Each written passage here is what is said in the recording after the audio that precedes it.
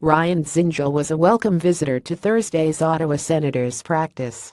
Ideally, he's here to stay. After missing the club's first two preseason games with a groin injury, Dzingel, who will likely play a top six role this year, skated for the first time with the full group. If all goes well, he'll suit up for the club's final two exhibition games. Dzingel left practice early, but only because he had skated with the injured players beforehand. "I feel a lot better," he said.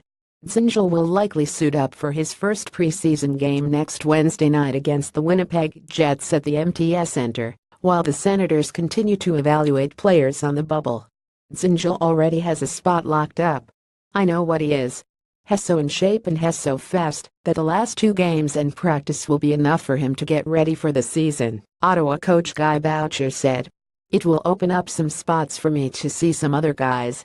This and that winger Nick Paul, who has been sidelined through much of camp, was skating with the Belleville group Thursday. Defenseman Frederick Klesson was happy to hear late Monday that the souvenir plaque of his first goal, which included the game sheet and a stick he used March 8 in Dallas, had been found.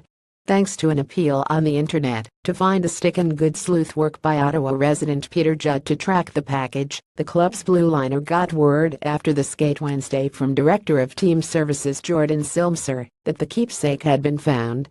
Judd told TSN 1200 Thursday morning he does a lot of work in logistics, so reached out to Klesson on Twitter because he felt he could help and worked with Silmser to find it.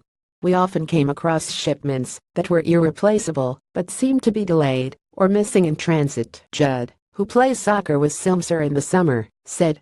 "I've gotten very good over the years at finding the right people to talk to." The package arrived at Klesson's home Wednesday night, and his parents were so happy they raised a toast. "My dad sent me a text showing me a picture of the frame in the crate. He opened it up and put it up on the wall," Klesson said.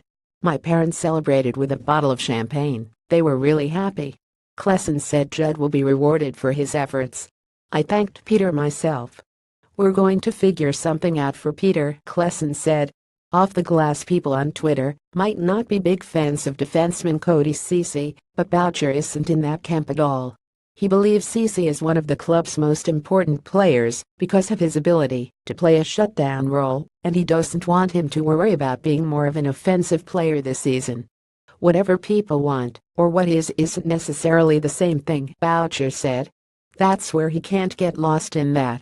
He's a player that's going to be asked to play, day in and day out, against the top unit of every other team. In that regard, it's a totally different role. He's one of the few guys, and if you talk to any team in the league, whenever they talk about trades, they want that guy. Why there's so few guys around like that, a big guy that skates like the wind, that gets involved, that reads the play, is an outstanding penalty kill, and that can play against Connor McDavid and still jump into the play and help our transition. You have value in what he is without looking at his points." Forward Colin White, who broke his wrist blocking a shot Monday, was back at the rink Thursday. He'll likely speak to the media Friday. "Yeah, I'd have to think White will start the season with the club's All affiliate in Belleville. He's going to need time to rehabilitate from the injury that will keep him out 6 to 8 weeks, and he'll need time to show he can get back to NHL speed."